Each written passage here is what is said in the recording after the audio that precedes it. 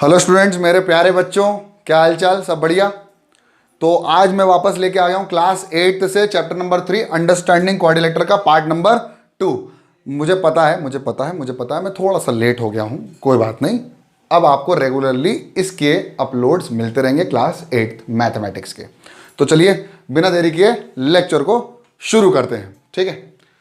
तो यार सबसे पहली चीज, इसके पहले वाले पार्ट नंबर 1 में आप लोगों ने पढ़ा होगा कि मैंने आपको बहुत बेसिक बातें बता दी थी अंडरस्टैंडिंग क्वाड्रिलेटरल की, कि व्हाट इज क्वाड्रिलेटरल। क्वाड्रिलेटरल क्या होता है? चार साइड से मिलकर बना होता है, उनके चारों एंगलों का सम कितना होता है, और एक ट्राइंगल होता है, उस ट्राइंगल के अंदर कितने एंगल्स होते हैं और कितने साइड्स होते हैं, उन सारे एंगल्स का सम कितना होता है, सब बात कर चुके थे। एक बार फिर से थोड़ा सा हम ओवरव्यू ले लेते हैं। जैसे क्वाड्रिलेटरल, उसकी चारों एंगलों का सम, यानी angle A plus angle B plus angle C equal to कितना होता है? 360 डिग्री होता है, अगर ये क्वाड्रिलेटरल है तो। अब ये क्वाड्रिलेटरल की सिर्फ एक खासियत होती है कि इसके चार साइड चार एंगल होंगे, दो डायगोनल होंगे।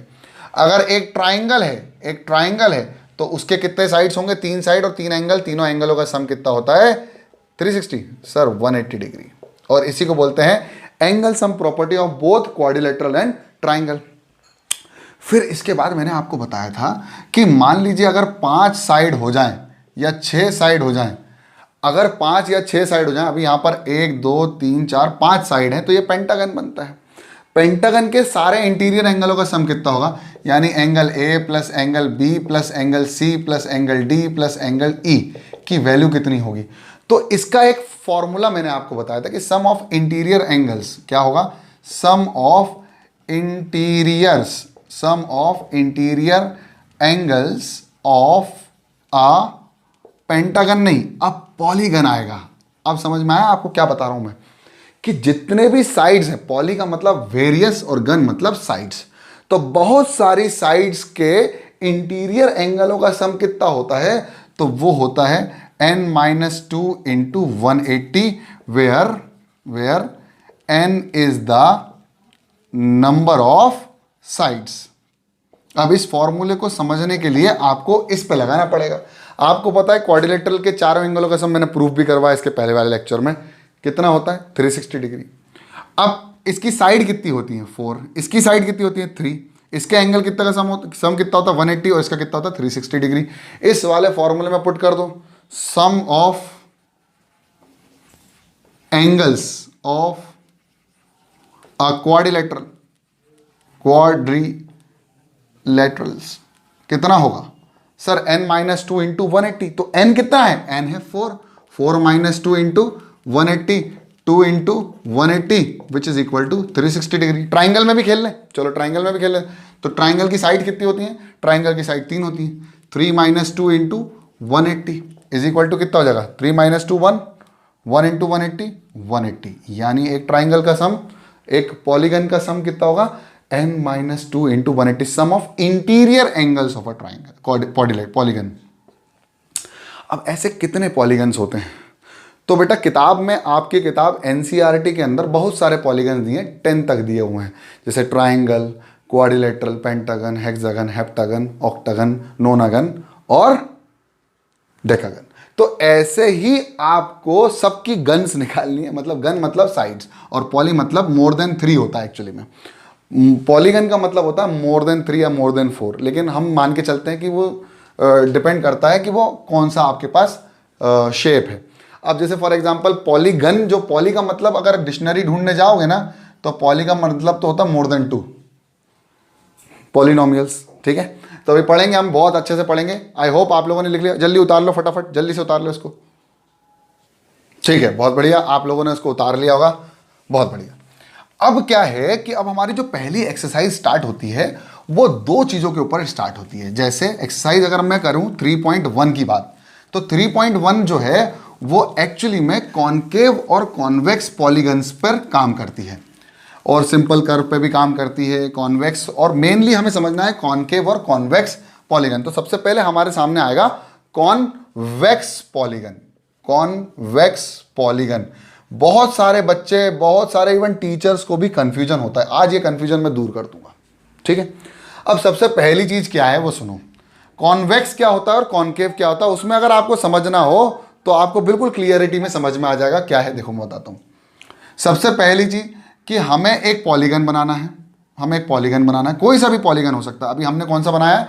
पेंटागन बनाया है। कौन सा बनाया है? पेंटागन। अब इस पॉलीगन के अंदर हमें इंटीरियर एंगल्स को चेक करना है। क्या करना है? इंटीरियर एंगल्स को चेक करना है। क्या करेंगे? इंटीरियर एंगल्स को चेक करेंगे।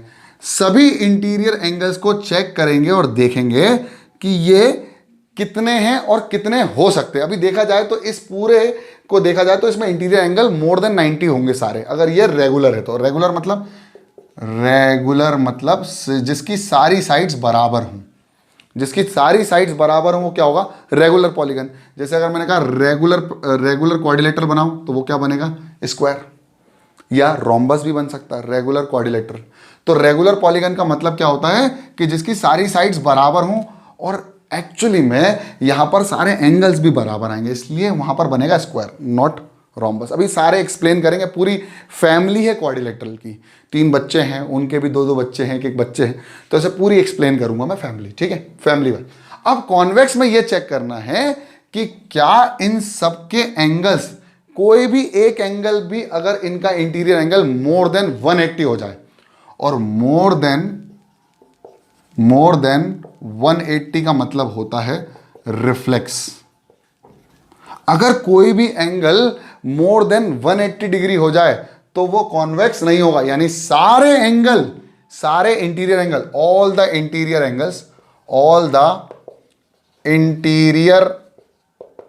Angles of a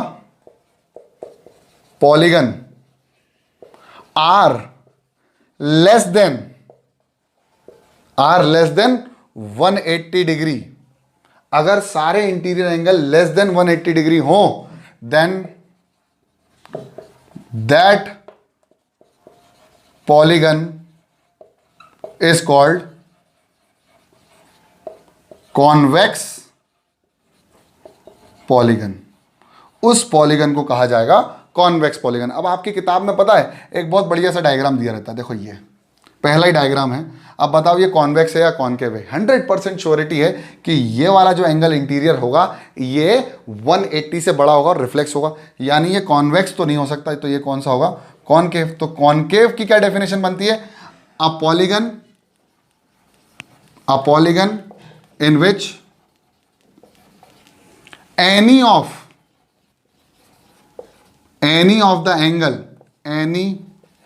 the angle is more than 180। और मोर देन 180 का मतलब कोई भी एक रिफ्लेक्स एंगल हो, then that polygon is called concave polygon. क्या कहलाएगा? Concave polygon. तो ये सबसे पहला जो हमारे पास डायग्राम बना था वो कॉनकेव है। और दूसरा एक बढ़िया सी काजू कतली मिठाई बनाई है। तो काजू कतली जो मिठाई बनाई है वो क्या हो गया? कॉन्वेक्स, क्योंकि इसका हर एंगल 180 डिग्री से छोटा हो। कोई भी एक एंगल अगर 180 डिग्री से बड़ा हो गया तो वो कॉनकेव पॉलीगन बन जाएगा। क्या बन जाएगा? Concave polygon. लेकिन अगर कॉन्वेक्स की बात करें तो कॉन्वेक्स पॉलीगन के केस में सारे interior angle less than 180 degree होगा, यानी एक भी ऐसा एंगल नहीं होगा जो 180 से बड़ा, यानी रिफ्लेक्स एंगल होगा। 90 हो सकता है, 180 से बड़ा नहीं होना चाहिए, तभी जाके वो कॉन्वेक्स कहलाएगा। अदरवाइज अगर 180 से एक भी एंगल बड़ा मिल गया तो क्या कहलाएगा? Concave polygon. अब किसी ने पूछा कि क्या बच्चों, अरे क्या बन गया सर ये, क्या बच्चों ये पॉलीगन है कॉनकेव या कॉन्वेक्स? तो आप बोलोगे सर एक एंगल क्या है 180 से बड़ा, तो क्या हो गया? कॉनकेव। नहीं बच्चों, ये पॉलीगन ही नहीं है। क्यों नहीं है पॉलीगन ही नहीं है। क्यों नहीं है? क्योंकि इसके सारे साइड नहीं है। ये तो कर्व है ना, ये तो कर्व है, यहां तो कर्व हो गया। पॉलीगन का मतलब ही होता है जिसकी साइड्स हो। कितनी? गन मतलब साइड्स, मैंने बताया था। और पॉली कर्व की बात नहीं कर रहे हैं हम पॉलीगन की बात कर रहे हैं, साइड्स की बात करेंगे। ये तो कर्व है, तो ये पॉलीगन ही नहीं कहलाएगा। तो क्या होगा? सिंपल कर्व भी हो सकता है, कॉम्प्लेक्स कर्व भी हो सकता है, वो अलग बात है, मैं आपको समझा दूंगा। लेकिन सबसे पहली चीज ये कर्व होगा। क्या होगा? ये कर्व होगा, ना कि पॉलीगन। तो ये यहां पर कंफ्यूज नहीं होना, कहाँ कंफ्यूज नहीं होना, यहाँ पर, यहाँ 180 से बड़ा सर रिफ्लेक्स पॉलीगन। अरे ये तो कर्व है ना, गन मतलब साइड, मैंने बताया ये। पॉली मतलब मोर देन 4, पॉली मतलब मोर देन 4 और गन मतलब साइड, अगर हम देखा जाए तो। चलो जल्दी उतार लो फटाफट। ओके बच्चों, तो अब हमारे सामने एक सवाल आया है, मैंने मिटाने के बाद फिर सवाल लिख दिया है कि एक्सरसाइज 3.1 का पहला क्वेश्चन हमारे पास कुछ 6-8 फिगर बने हुए हैं, 1 2 3 4 5 6 7 8, और उन्होंने पूछा है कौन कौन से क्या हैं। अब बच्चे कंफ्यूज होते हैं, तो इस सवाल को बिल्कुल अच्छे से समझना और फिर देखना, आपको बिल्कुल 100% समझ में आ जाएगा। पहला है, दूसरा, तीसरा। अब आपको समझ में आ रहा होगा कि पहले दो तो पॉलीगन तो हैं, 100% पॉलीगन है, क्योंकि इनकी साइड्स हैं। तो जिनकी साइड्स हैं वो पॉलीगन है, मतलब 1 और 2 तो पॉलीगन है। तो पॉलीगन कौन कौन से हैं इसमें, 1 और 2। और कोई है क्या, मैंने बताया था ये कर्व है। ये तो कुछ डायग्राम ही समझ में नहीं आ रहा कि क्या है, क्लोज्ड है, ओपन है, कितने डायग्राम बने एक दूसरे के ऊपर, ये भी समझ में नहीं आ रहा क्योंकि इसके अंदर 2 हैं। और ये भी कोई पॉलीगन नहीं है क्योंकि इसमें कर्व भी और एक लाइन है, क्योंकि क्लोज्ड भी नहीं है। अब वो पूछा सबसे पहला सवाल कि सिंपल कर्व कौन कौन से हैं। तो कर्व कौन कौन से हैं, एक तो कर्व ये है, एक कर्व ये है और एक कर्व ये है। ये 2 डायग्राम एक साथ है, इसलिए इसको कर्व नहीं बोलेंगे। क्या ये कर्व है, क्या ये कर्व है? सब बच्चे सोच रहे होंगे सर ये तो कर्व नहीं है, ये तो एक साइड्स है। नहीं बेटा, ये क्लोज कर्व भी है और ये पॉलीगन भी है, क्योंकि ये बंद है और ये मुड़ रहा है। अब ऐसा तो है नहीं कि भैया मुड़ने की बात ऐसे होगी, यूं नहीं हो सकती। तो कर्व मतलब ऐसा मुड़ तो सकता है, हम कैसे भी मोड़ सकते हैं, इसको मोड़ दो। कर्व का मतलब क्या होता है, मोड़ना। तो मोड़ ऐसा ही होता है क्या, नहीं, यूं भी तो होता है। इसका मतलब यह हुआ कि ये कर्व भी है। यानी सिंपल कर्व कौन कौन से हो जाएंगे, 1 2 3 4 5 ऐसे। तो यानी 1 भी होगा, 2 भी होगा, 3 नहीं होगा, 4 नहीं होगा, 5 होगा, 6 होगा और 7 होगा, 8 नहीं होगा। अब किसी ने पूछ लिया भाई सिंपल क्लोज कौन सा है, तो सिंपल क्लोज भी ये है, सिंपल क्लोज, सब बंद है। तो क्या हो गया, वही 1 2 5 6 और 7। पॉलीगन तो मैं पहले ही बता चुका था। क्या ये पॉलीगन है, क्या ये पॉलीगन है, नहीं, क्योंकि इनकी साइड्स हैं। यहां नहीं है, यहां है, यहां नहीं है, यहां तो है ही नहीं, ये तो कर्व है। तो पॉलीगन कौन से, जिनकी साइड्स हैं। अब बात करते हैं कॉन्वेक्स पॉलीगन। तो अभी इसके पहले मैंने क्या बताया था, कॉन्वेक्स पॉलीगन, जिस पॉलीगन के अंदर कोई एक भी एंगल रिफ्लेक्स एंगल ना हो, सिर्फ क्या हो, सब 180 से छोटे हो। तो 180 से छोटे कौन कौन से में, इसमें ही तो है सिर्फ। तो कॉन्वेक्स कौन सा हो जाएगा, पॉलीगन 2 वाला। और कॉन्केव क्या होगा, 180 से बड़ा एक भी हो तो 1। ये वाला कॉन्केव है, ये कॉन्वेक्स है, बाकी तो मैंने आपको बता दिया। जल्दी से उतार लो फटाफट। ओके, तो अगला सवाल आपके सामने है, how many diagonals does each of the following have. तो बच्चों डायगोनल्स में कंफ्यूज मत हो। डायगोनल्स का मतलब होता है किसी भी एक पॉलीगन में, बना रहा हूं एक क्वाड्रिलेटरल, ठीक है, एक पॉलीगन बना रहा हूं जिसमें क्वाड्रिलेटरल है वो। तो अगर मैं किसी कॉर्नर को यानी वर्टेक्स को वर्टेक्स से जोड़ दूं, एक वर्टेक्स को दूसरी वर्टेक्स से जोड़ दूं, अब इस वर्टेक्स को इस वर्टेक्स से जोड़ने वाला नहीं, अपोजिट वर्टेक्स को जोड़ने पर जो मिलती है उसको मैं बोलता हूं डायगोनल। क्या बोलता हूं, डायगोनल। तो डायगोनल में कंफ्यूज मत होना, सिंपल है सवाल, डायगोनल्स कितनी है, कितनी डायगोनल्स होती हैं। तो उसने सबसे पहला सवाल दिया है एक कॉन्वेक्स क्वाड्रिलेटरल। तो कॉन्वेक्स क्वाड्रिलेटरल बनाओ जिसमें हर एंगल कितना होगा, 180 से कम होगा। अब एक कॉर्नर को कॉर्नर से जोड़ो और दूसरे कॉर्नर को कॉर्नर से जोड़ दो, कितनी डायगोनल बनेगी, 2। तो इसका आंसर कितना होगा, 2 डायगोनल्स। कितनी डायगोनल्स, 2 डायगोनल्स। अब बोल रहा है रेगुलर हेक्सागन, तो पहले रेगुलर हेक्सागन बना दो। हेक्सागन का मतलब होता है जिसकी 6 साइड्स हों। कितनी, 6 साइड्स। तो एक रेगुलर बनाने के लिए पहले तो मुझे सबको बराबर करना पड़ेगा, ये हो गया बराबर, तो ये रेगुलर हेक्सागन बन गया, ठीक है। अब वो बोल रहा है भाई कितने डायगोनल्स होंगे।